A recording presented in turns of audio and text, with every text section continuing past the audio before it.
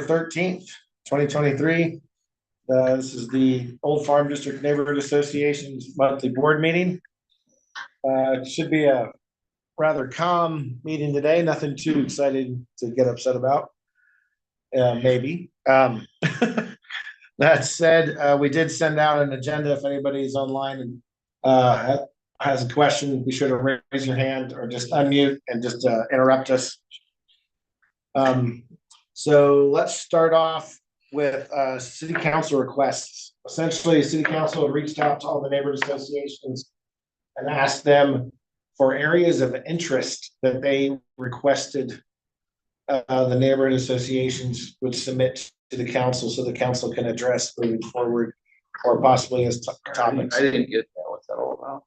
So it was sent out about 3 months ago in the newsletters, and then again a month ago from Michaela, and it was a leftover. It was the last main agenda item from the Neighborhood Leadership Alliance, and it was how to get topics moving forward for the council to address. Ross might have more of a history if you remember that.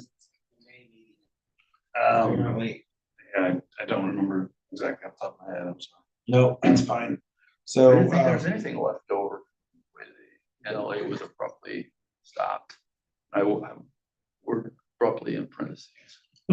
So yeah, so check the newsletter, it's there, and then I can forward some of it to you, but we submitted our requests.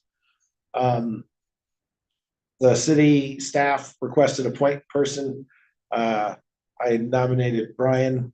Brian's going to tell us the 2 topics that we've come up with as possible areas of discussion moving forward. All right, well, the 2 topics that we submitted, one had to do with landscaping, the maintenance design thereof around our roadways and pathways, which in our area are particularly different than in other parts of the city because of the fact that there are more HOAs handling the maintenance of trees and landscaping along the roadways and whatnot that we don't have. So we tend to get a very different variety. Well, essentially after experimentation, we're getting rocks and the occasional plant that's left to wither and grow weeds because there's no one really there to maintain it.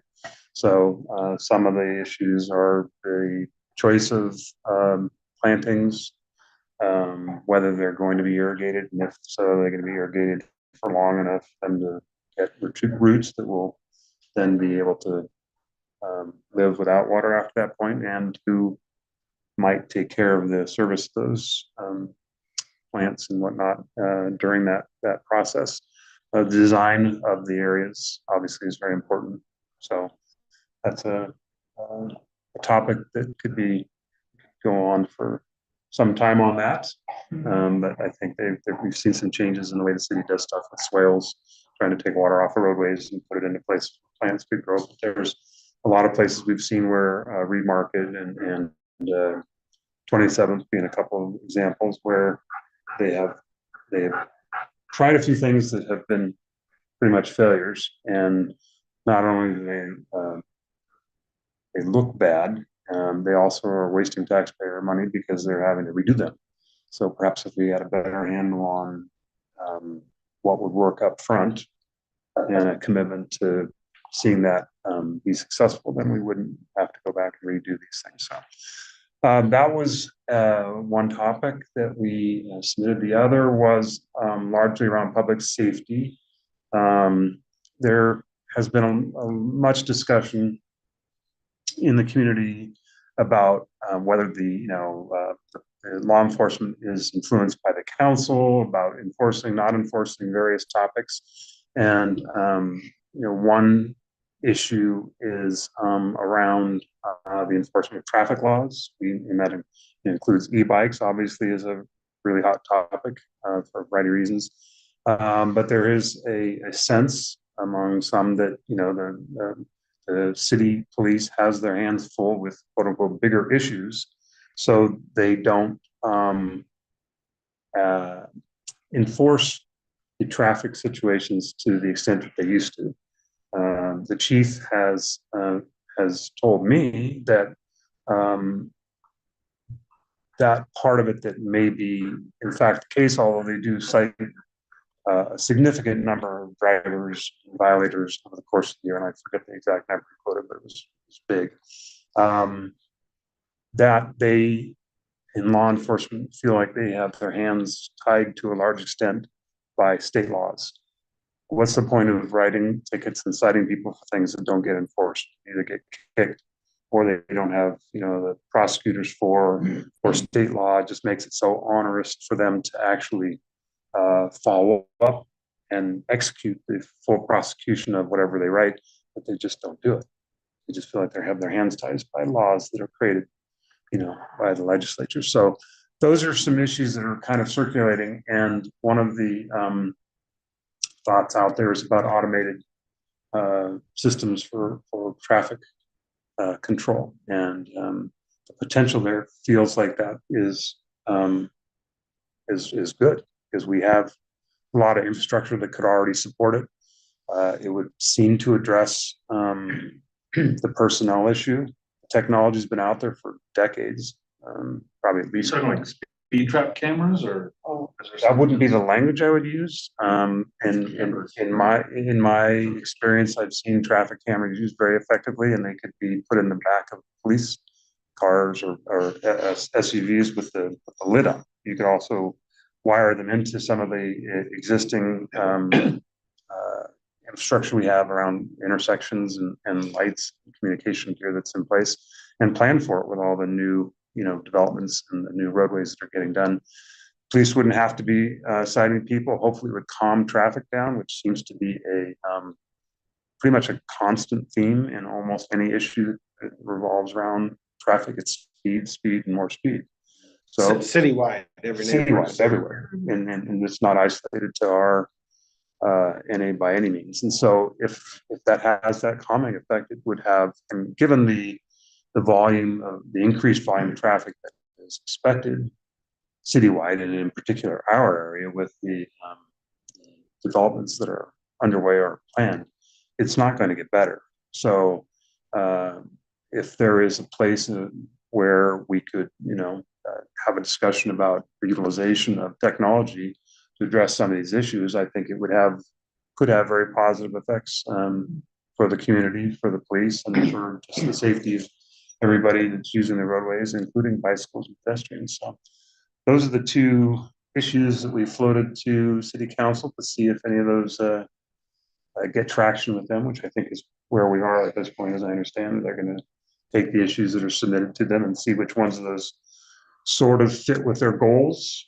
that they've already set, and then see which ones merit further discussion and consideration for months and years ahead.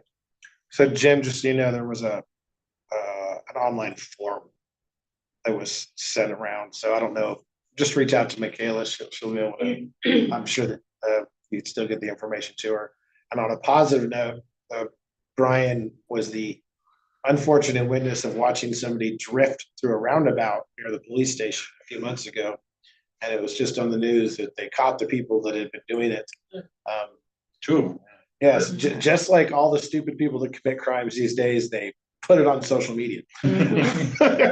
So I did check it out, and those cars were not the ones I witnessed. So there's at least one more out there that's doing it. And to further flesh out that what I saw, it was at 2:00 on a Thursday in broad afternoon. 2:00 in the afternoon on a Thursday in broad daylight with a by Bear Creek Elementary. at Reed Market and 15th, and they did it in broad daylight at full speed with a crowded. What did they do exactly? Drift through the roundabout. Pitch your car sideways and you slide through a skid going sideways all the way around the roundabout, Oh, geez. and shoot out the other end. So using some of the technology that Brian was talking about, if a roundabout had a camera that could possibly read a license plate, that would be a way to. Yes. It wouldn't stop it at the moment. They could get the go person. I try not to get traffic tickets, but I think they're fairly expensive. So I believe there'd be Reckless driving. that would probably merit something different than just speeding.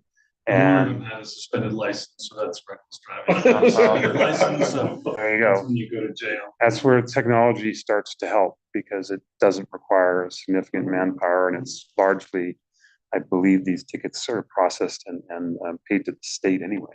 And, So it's and not a local also, issue.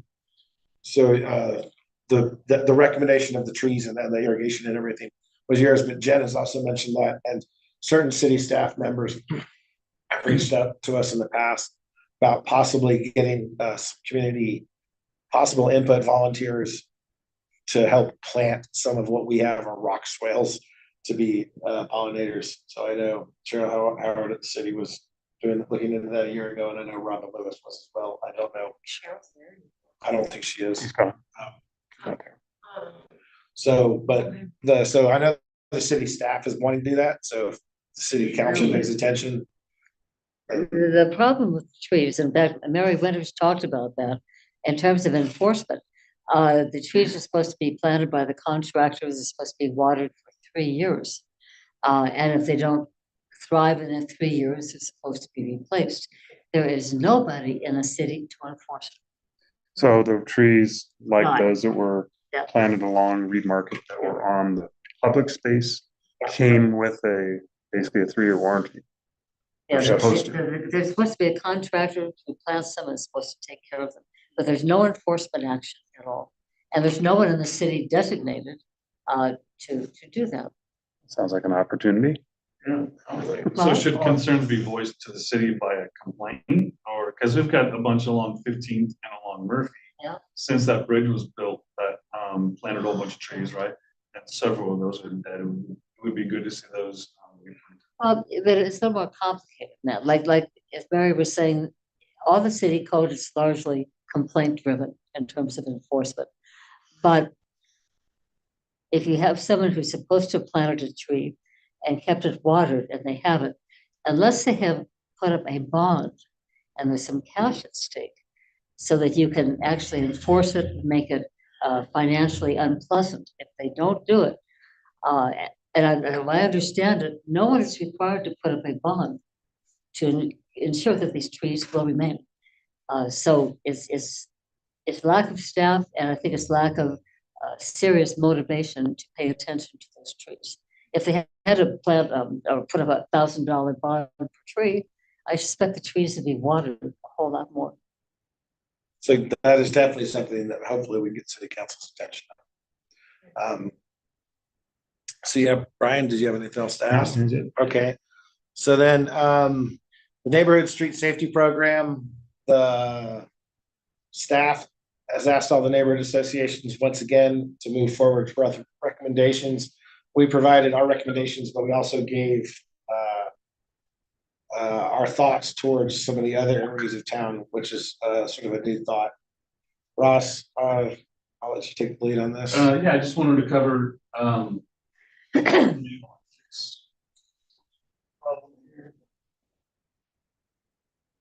think we should be able to see on our screen and as well as I'm sharing with everybody else. Thankfully, I can see participants, but these are the 4 locations that we identified. A potential, let's go in order of importance. So a potential crosswalk at where Ferguson meets 15th. There's a lot of traffic that is rolling through 15th these days. It seems to be just increasing, and with Easton coming into play fairly soon, then that will only increase all the more. There's no crosswalk where Ferguson meets 15th at this point in time, and so that was one opportunity we identified to the city. We also identified an area where the sidewalk should be expanded along Broster House as it nears that sharp right turn. This is west of American Lane, where the sidewalk should be extended, and ditto a sidewalk extension, as well as. Do you remember what this discussion was around? Was it just kind of slowing traffic along? Is it Ray Road? Mhm. That might have been Oh, no, that was by the school, so that was putting in a bike, what do you call them? In a greenway? A greenway. excuse Greenway, me. that's it, thank you. So a greenway that goes along Ray Road from the elementary school all the way to Peril, because that's a high traffic area during when school's getting in and out. And, so to, Jewel Elementary. basically to put traffic calming measures in, but have it so that a kid and their family can safely walk down that road, even when there's traffic. Right now, it's not the case. Right. This is of course 97 and Parallel Road here and along this way, which is Ray Road, to Jewel Elementary. So it's a safe path to school concern. Kind of elaborate on that a bit. And that would get some priorities because it was a school vicinity. And something not submitted, but something else that was brought up was where this park path that goes along the canal just south of Ferguson, east of 15th. This is not an official path. This is the canal trail. There's concern with the new traffic coming in east of here along Ferguson Road. This might be a good place for a possible crosswalk. But we discounted that in this particular case because this is not an official park path. But that's along the lines of, those are the 4 or really 3 areas that we surfaced to the city. Did you know that they farm. poured a pretty significant pad there? Yep. On the north side, I've it's seen like, that. it's like perfect for it, but. Oh, I mean, I know, but that's still considered private property along there. All those homes along there owned to the middle of the canal. And so until that's converted, I don't know if there should eventually be a crosswalk put in place there. In Nottingham. Well, I can talk about it. My husband and I got the gates that were on those canal paths. We sued COID in 2015. Finally, we won in 2018, and the gates were open and have remained open. That is private property, belongs to people like me. Our boundary goes to the middle of the canal, and there is a 50-foot easement for COID to maintain the canal along there. COID does not like people using the canal. The point of our lawsuit is that we thought there was a public access by prescription and also by dedication there. And they eventually threw in the towel and just let the gates be open. I know that Parks Department some years ago was interested in converting that trail to a formal parks trail. And they ran into some resistance from some of the owners. And since then, I don't think that they have tried. I've not heard that the subject has come up again. It has definitely come up again.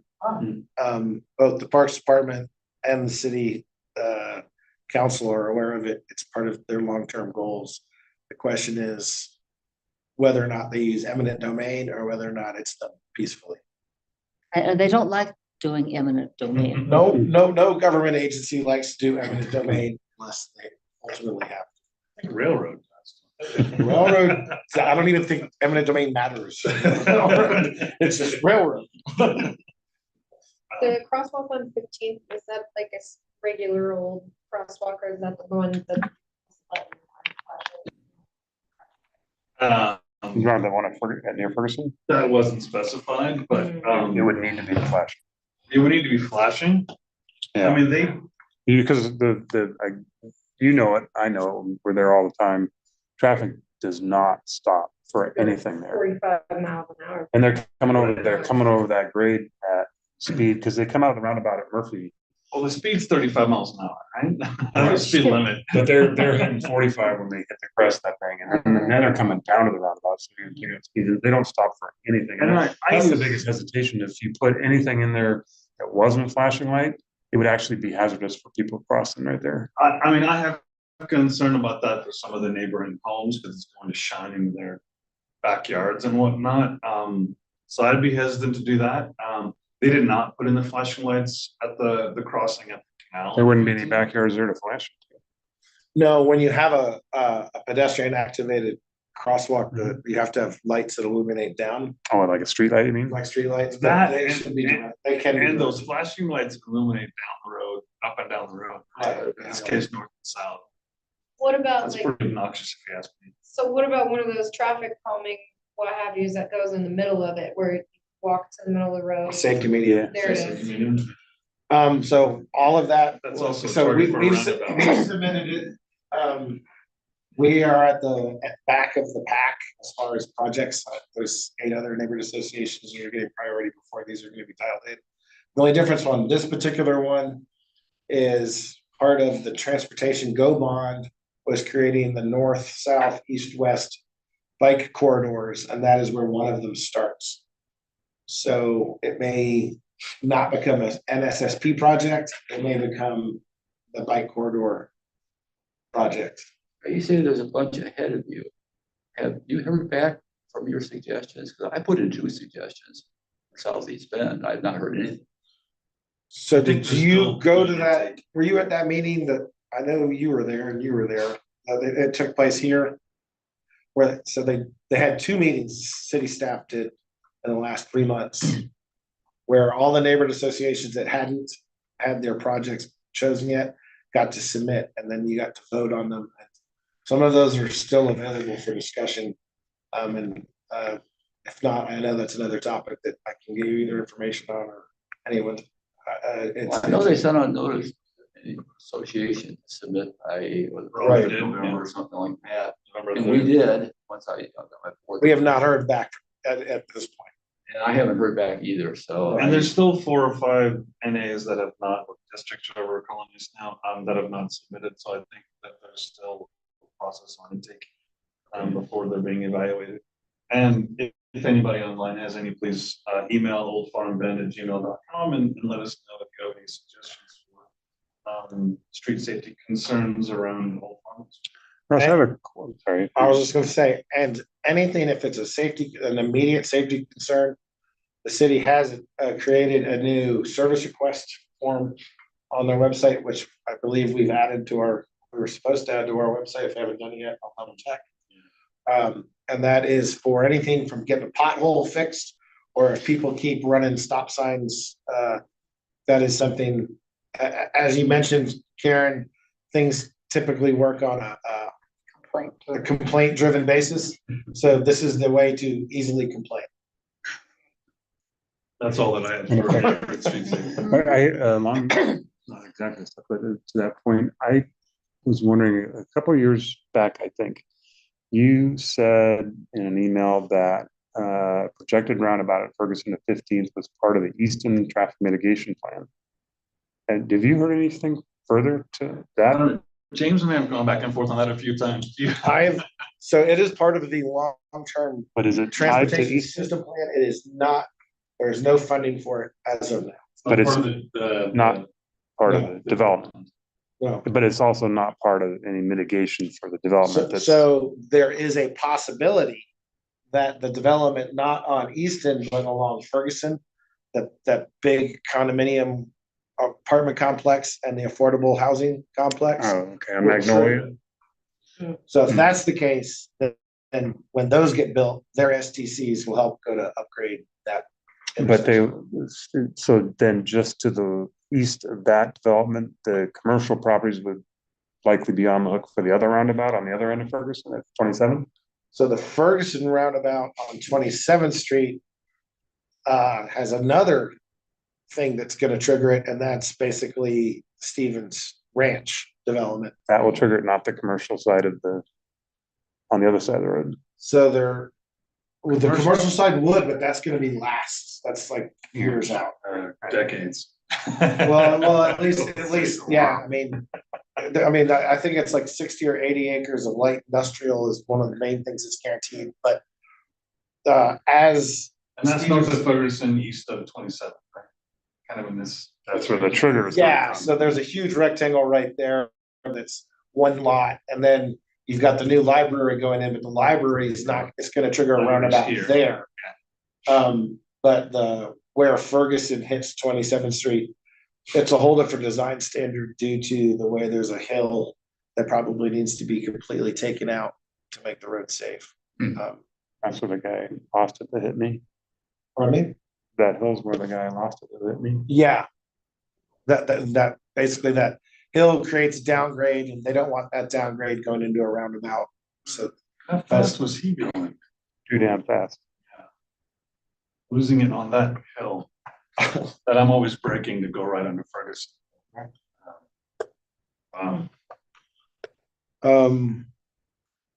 Jen, why don't you tell us that NART has been inactive? NART has been inactive. Okay. Really been an accident. Really been an Have you heard anything? I heard anything for No, almost 3 sir. months.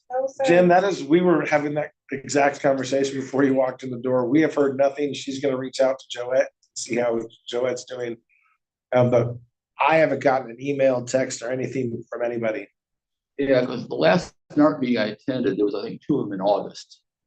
And I had put together a proposed mission statement based on my research on the web.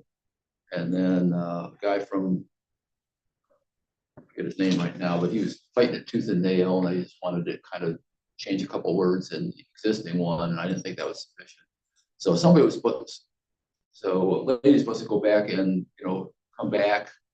And that was August 30th. That was the last meeting, and everything since that thing has been dark completely. Mhm. I haven't seen anything from Joette or Lisa or anything like I'm gonna reach out to Joette and see